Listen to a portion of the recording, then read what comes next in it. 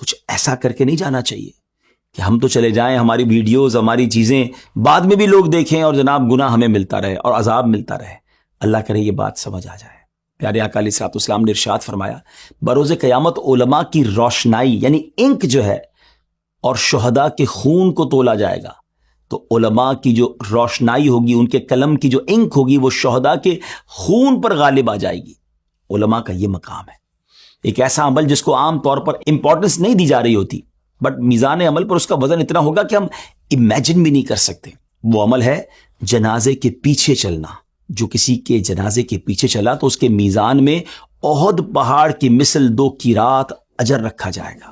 حضرت عبداللہ بن عمر بیان فرماتے ہیں کہ بے شک اللہ عز و جل حضرت آدم علیہ الصلوۃ والسلام کو یہ مقام و مرتبہ عطا فرمائے گا کہ عرش کی کشادگی میں آپ کے لیے ایک مخصوص جگہ ہوگی جہاں آپ 2 گرین چادریں پہنے تشریف فرما ہوں گے, کھجور کے لبے درخت کی طرح دراز قد ہوں گے, اور اپنی اولاد کو ملاحظہ فرما رہے ہوں گے کہ کس کو جنت کی طرف اور کس کو جہنم کی طرف لے جایا جا رہا ہوگا. آپ یہ ویو کر رہے ہوں گے کہ محشر کے میدان میں کیا ہو رہا ہے. ناظرین, بڑا امپورٹنٹ واقعہ ہے یہ کہ آپ کی نظر ایک ایسے شخص پر پڑے گی جو امت محمدیہ صلی اللہ علیہ وسلم کا ہوگا اور اسے جہنم کی طرف لے جایا جا رہا ہوگا. تو آپ بلند آواز سے پکاریں گے, اور کس کو پکاریں گے؟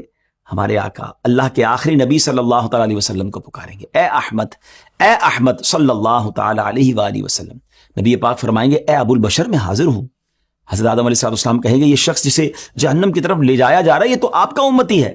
نبی پاک علیہ السلام فرماتے ہیں, میں تیزی سے فرشتوں کے پیچھے جاؤں گا اور کہوں گا, اے میرے رب کے فرشتوں رک جاؤ, سٹاپ, رکو.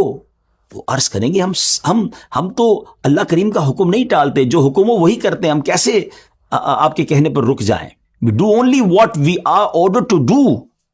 فرشتوں کے اس جواب پر نبی پاک علیہ السلام اپنا لیفٹ ہینڈ جو ہے اپنی داڑھی مبارک کو پکڑیں گے اور عرش کی جانب متوجہ ہو کر عرض کریں گے, اے میرے رب, تو نے مجھ سے وعدہ نہیں کیا تھا کہ میری امت کے بارے میں مجھے رسوا نہ فرمائے گا؟ عرش کی جانب سے ایک ندا آئے گی کہ محمد صلی اللہ تعالی علیہ وسلم کی اطاعت کرو اور اس بندے کو دوبارہ اس کے مقام کی طرف لے جاؤ.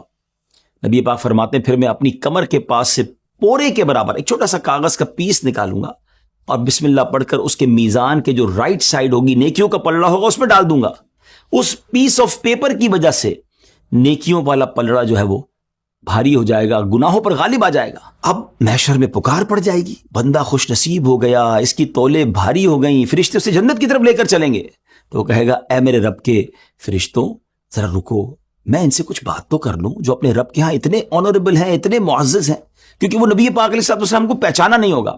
وہ پھر پیارے آقا علیہ الصلوۃ والسلام کی بارگاہ میں آ کر عرض کرے گا کہ میرے